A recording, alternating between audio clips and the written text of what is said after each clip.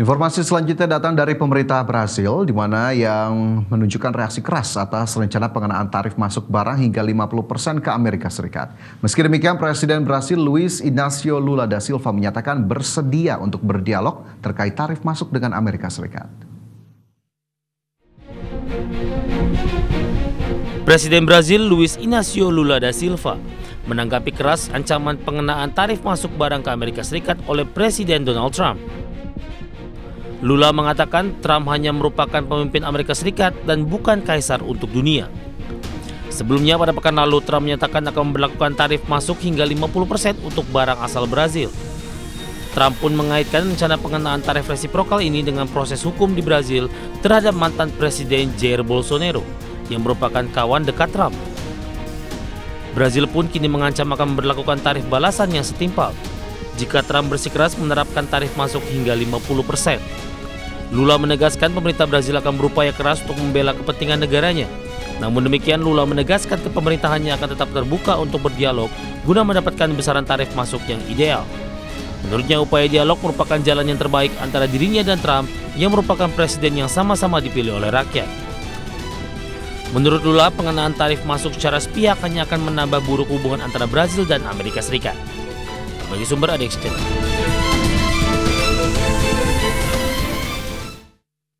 OPEC optimistis ekonomi global bisa lebih baik dari perkiraan meski ada konflik dagang.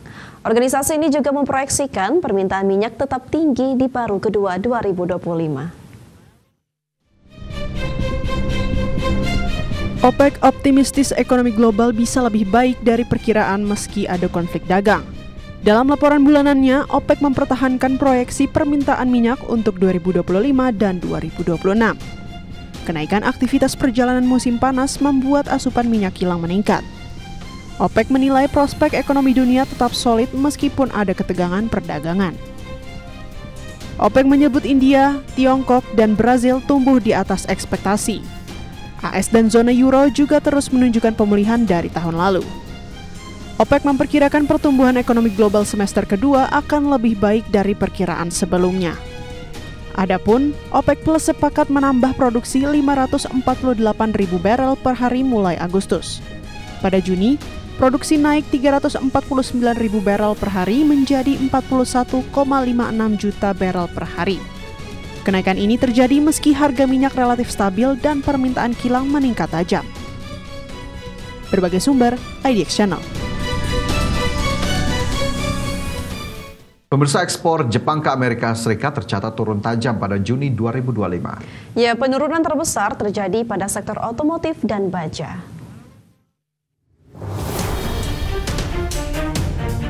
Ekspor Jepang ke AS anjlok 11,4% dibandingkan tahun lalu. Penurunan terutama dipicu oleh ekspor mobil yang turun 27% dan baja turun 29%. Produsen mobil dikabarkan memangkas biaya dan menahan margin demi menahan dampak tarif tinggi. Di sisi lain, pemerintahan Presiden Donald Trump memberlakukan tarif hingga 25% untuk mobil dan 50% untuk baja. Tarif dasar 10% juga dikenakan untuk pengiriman lainnya dan bisa naik menjadi 25% pada Agustus 2025. Di mana ketidakpastian perdagangan membuat negosiasi AS Jepang belum mencapai kesepakatan. Adapun, utusan Jepang Ryosei Akazawa sudah 7 kali ke Washington namun hasilnya nihil. Trump mengatakan kemungkinan tarif tambahan tetap diberlakukan bulan depan. Jika tidak ada terobosan, bea masuk baru akan segera diberlakukan dan tekan perdagangan global. Berbagai sumber, IDX Channel.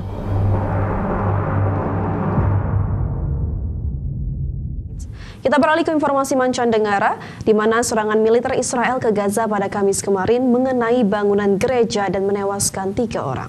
Perdana Menteri Israel Benjamin Netanyahu pun mengakui serangan yang mengenai gereja itu sebagai sebuah kesalahan. Pasukan militer Israel pada Kamis kemarin menyerang satu-satunya gereja yang berlokasi di jalur Gaza. Serangan tersebut mengakibatkan 3 orang tewas dan sedikitnya 10 warga terluka. Berdasarkan laporan sejumlah saksi, tank militer Israel sejatinya menembakkan peluru ke arah sasaran yang dekat dengan gereja keluarga Kudus di Gaza. Akan tetapi sejumlah proyektil justru mengenai bangunan gereja. Sejumlah kalangan pun mengecam serangan Israel terhadap gereja di Gaza. termasuk Presiden Amerika Serikat Donald Trump. Juru bicara Kepresidenan Amerika Serikat, Karoline Leavitt, menuturkan usai mendengar kabar penyerangan tersebut, Trump langsung menghubungi Netanyahu dan Netanyahu mengakui bahwa serangan ke arah gereja merupakan sebuah kesalahan. Under fire. It was not a positive reaction. He called Prime Minister Netanyahu this morning to address the strikes on that church in Gaza, and I understand the Prime Minister agreed to put out a statement. It was a mistake by the Israelis to hit that Catholic church. That's what the Prime Minister relayed to the President, and you should look at the Prime Minister's statement that will be coming out. Gereja Keluarga Kudus di Gaza menjadi tempat berlindung bagi 500 warga sejak perang antara Hamas dan Israel pecah pada 7 Oktober 2023.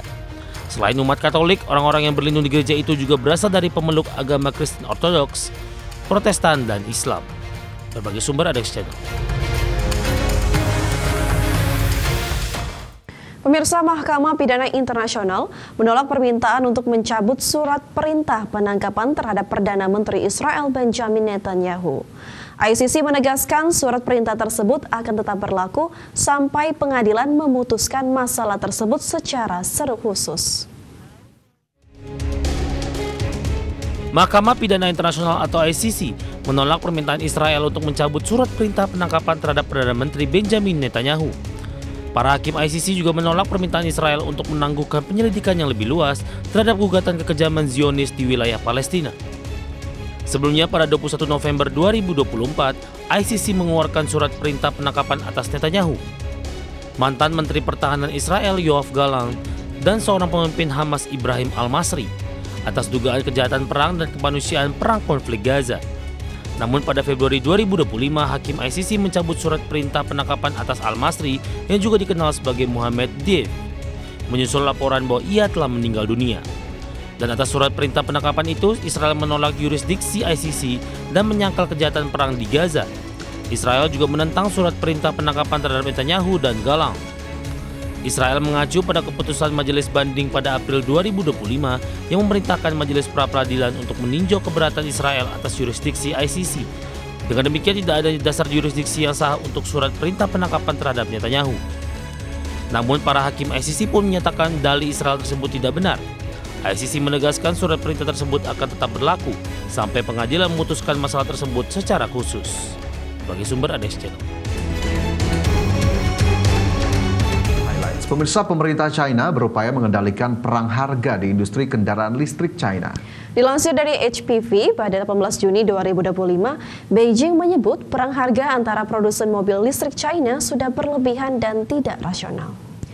Beijing telah menggelontorkan dana negara yang sangat besar ke sektor kendaraan listrik. Pemerintah mendorong pengembangan dan produksi kendaraan bertenaga baterai yang lebih ramah lingkungan. Namun perang harga telah membuat banyak perusahaan rintisan bangkrut. Pasar domestik mobil murah dan promo tukar tambah. Pekan ini, sebuah pertemuan para pejabat tinggi di Beijing yang dipimpin oleh Perdana Menteri Li Xiang menyerukan pemantauan harga yang lebih ketat dan peningkatan regulasi persaingan di sektor ini.